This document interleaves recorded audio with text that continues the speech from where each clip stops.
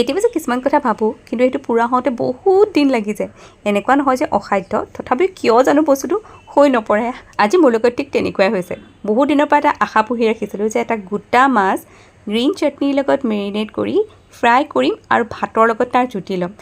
ভাবোঁতে মুখৰ পানী পৰিয়ে যায় কিন্তু হৈয়ে নপৰে কিন্তু ফাইনেলি কালি কেইটামান মাছ অনা হ'ল মই থৈ দিছোঁ এক্সট্ৰাকৈ এয়া গ্ৰীণ চাটনিটো বনাই লৈ ভালকৈ মেৰিনেট কৰোঁ প্ৰায় 15-20 মিনিটমান এৰে মেৰিনেট কৰাৰ পাছত গৰম তেলত পূৰা ফ্ৰাই কৰিব লাগিব ছাইড দুটা যাতে ৰঙচুৱা হৈ যায় আৰু এটা কথা মনত ৰাখিব কিন্তু মাছৰ মূৰটো লাগি আছে যে সিজোতে অকণমান টাইম লয় গতিকে অকণমান হেঁচি দিব লাগে মাছ ফ্ৰাই হৈ গ'ল ভাবিছোঁ প্লেইন ভাতৰ লগত নাখাওঁ বনাম এতিয়া মই হাৰিয়ালি ৰাইচ পেনখনতে অকণমান তেল গৰম কৰি জিৰা আৰু কেইটামান সৰিয়হ ফুটাই ল'লোঁ এতিয়া ভাত বনোৱাৰ ওপৰতে ভাতখিনি দি অলপমান ভাজি লগতে দিলোঁ গ্ৰীণ চাটনি মেৰিনেট কৰা চাটনিটো নহয় কিন্তু দেই এক্সট্ৰাকৈ থকা চাটনি অকণমান নিমখ দি পেলাই ভাই লৰাই মেলি আমাৰ হাৰিয়ালি ৰাইচ ৰেডি হৈ গ'ল আৰু চব মোৰ ফ্লেভাৰফুল লাঞ্চৰ থালি ৰেডি হৈ গ'ল গৰমে ইয়াৰ কেনেকুৱা বেছি সোৱাদ আহিছে ট্ৰাই কৰিব দেই পুনৰ লগ পাম নেক্সট মিনিট ব্লগত